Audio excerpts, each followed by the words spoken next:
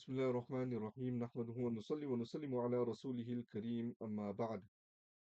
In this lesson with regard to cleanliness, which is a branch of Islamic jurisprudence, we focus today's lesson on impurities. Allah subhanahu wa ta'ala says in the Quran, وَثِيَابَكَ فَطَهِّرْ, and your clothes purify them. This appears in Surah Al-Muddathir, verse number 4. In a hadith of Nabi alayhi salatu wasalam, it has been recorded that Nabi alayhi salatu wasalam said, لا يقبل الله الصلاة من غير طهور, that Allah subhanahu wa ta'ala does not accept any salah that is performed without proper purity and state of cleanliness. This has been recorded by Imam Bukhari and Imam Muslim rahimahumullah ta'ala. So when we talk about a najasa, when we talk about impurity, what exactly are we referring to? So the scholars explain that here كون البدن والثوب والمكان بحال يتقدرها الشرع ويأمر بالتطهر عنها. That it is for the body, the clothes, or particular place to become impure in terms of the Sharia, in terms of Islamic law, and that Islamic law commands a person to seek purity and cleanliness from that. Then the scholars explain that this word najasa that we loosely translate as impurity, there are two types of it. One is we have a najasa hukmiyya, which is a state of impurity. It's a ritual state of impurity. And then we have a najasa haqiqiyya, an actual impurity that has a body, that has a substance.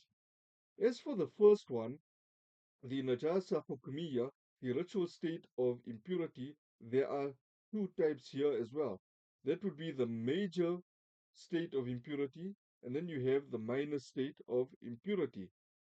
If a person has the major state of impurity, then they are required to perform ghusl, a ritual bath. And if a person finds themselves in the minor state of impurity, they are only required to perform wudu, ablution. Furthermore, we find that when it comes to the najasa haqiqiyya, the actual impurity, the impurity that can be seen, it has a body, it has a substance, then here too there are two types. One is what we call the najasa ghalidha, the heavy type, or you can call it the major type as well, and we will speak about certain examples.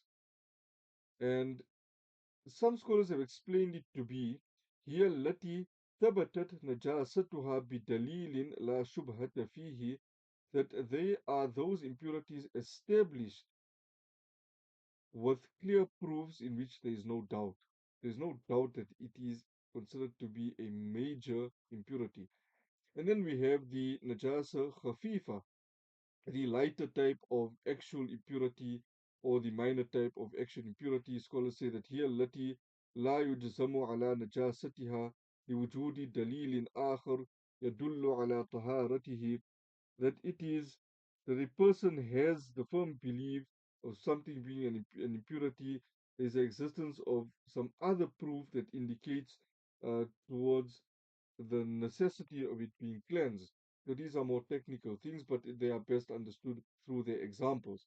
So if we look at the najasa ghalidha, the heavy type or the major type of, I would say, physical impurity, we have things like flowing blood, wine, even a single drop, lahmul maytati wa jilduha, the meat of a carcass, carrion, and its skin and its blood, the urine of animals that are not permissible for consumption, the the leftover water of animals that are considered to be predators, the leftover water of a dog that's also considered to be a major impurity, even the droppings of a chicken or of a duck, and كل شيء ينتقض الوضوء بخروجه من بدن الإنسان, every such thing that exits the body of a human being that breaks or nullifies the wudu will also be considered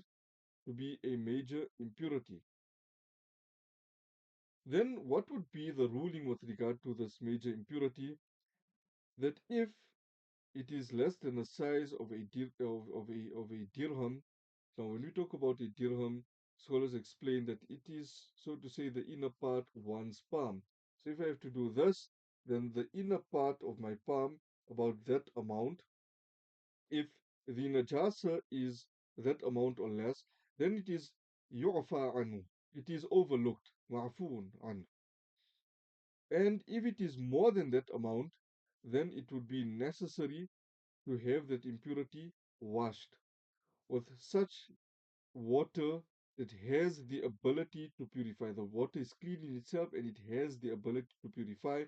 For more details on that, you have to go back to one of our first lessons or the initial lessons where we spoke about the different types of water that can be used for, that is pure in itself and can be used for purification purposes. So that's where that lesson comes in handy.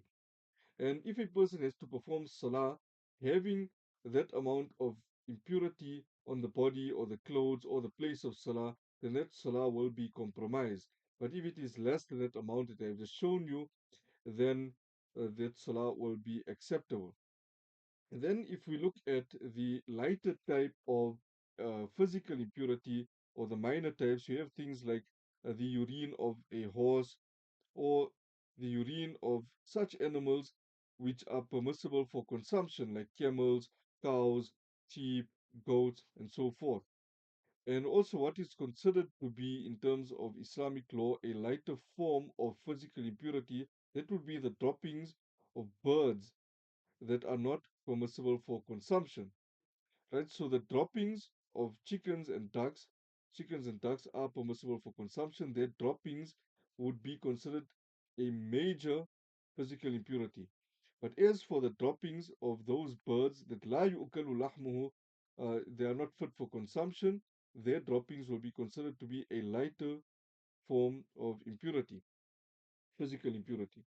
Now, what is the ruling with regard to the najasa khafifa, the slighter type of impurity, physical impurity, or the minor type of physical impurity? Scholars say that قد عفي عن النجاسة الخفيفة ما لم تكن كثيرة وقدر الكثير بربع الثوب والبدن, that the amount will be overlooked, or this minor type or lighter type of physical impurity will be overlooked, so long as it does not exceed a quarter of the body, or a quarter of a limb, or a quarter of one's clothing, and so forth. So a quarter is said to be the benchmark or the threshold to determine whether it should be, it will compromise a person's salah or not. So, for example, if the slighter type of impurity falls on your sleeve and it is not more than the quarter of the sleeve, then it should be okay. If maybe the impurity fell directly on your arm and the amount that's there is not more than a quarter of the size of your arm, then that will be fine. It will be overlooked. However, obviously, it will be best practice to have that washed off. But if, for example, that happens and the person performs salah and later on realize, then that salah will not be compromised because that's the amount that's overlooked. And similarly, we can say that عفي عن رشاش البول إذا كان مثل رؤوس الإبر, that even if there's a drop of urine that's splashed on a person's clothing and it's maybe just the amount um, of the head of a needle, that will also be overlooked. The scholars then go on to say that إذا ابتل الثوب النجس أو الفراش النجس بعرق نائم أو بلل قدم إذا ظهر أثر النجاسة في البدن أو في القدم حكم بنجاسة البدن والقدم. That if the clothing becomes moist or a person's bedding becomes wet and a person then realizes that there are traces of an impurity on the body or on the feet, then حكم بنجاسة البدن والقدم, then the feet and the body will be deemed to be impure, that will have to be washed off. وإذا لم يظهر أثر النجاسة في البدن أو القدم لم يتنجسا. And if there is no traces of any impurity, if a person's bed is wet but there's no trace of the impurity, then the body will not be considered to be impure. Then they go on to explain various other aspects, such as if إذا هبت الريح على نجاسة ثم ثم أصابت ثوبا رطبا تنجس الثوب إن ظهر فيه أثر النجاسة. That if the wind blows upon a najasa, there's an impurity, and the wind, hypothetically, just picture the scenario in your head, and the wind blows, and that najasa comes upon wet clothing. For instance, the person's hanging some clothing on the line, then that clothing will become impure only if the najasa can be seen.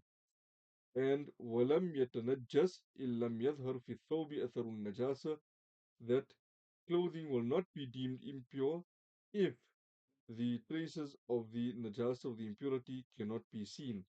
Inshallah, in our next lesson, we'll talk about how to go about cleansing and removing these physical types of impurity and the different surfaces and so forth before going into the discussion of ablution, which is very, very important for us. May Allah subhanahu wa ta'ala guide us and grant us the correct understanding. وآخر دعوانا أن الحمد لله رب العالمين. This fiqh session is proudly being brought to you by Muslim Online.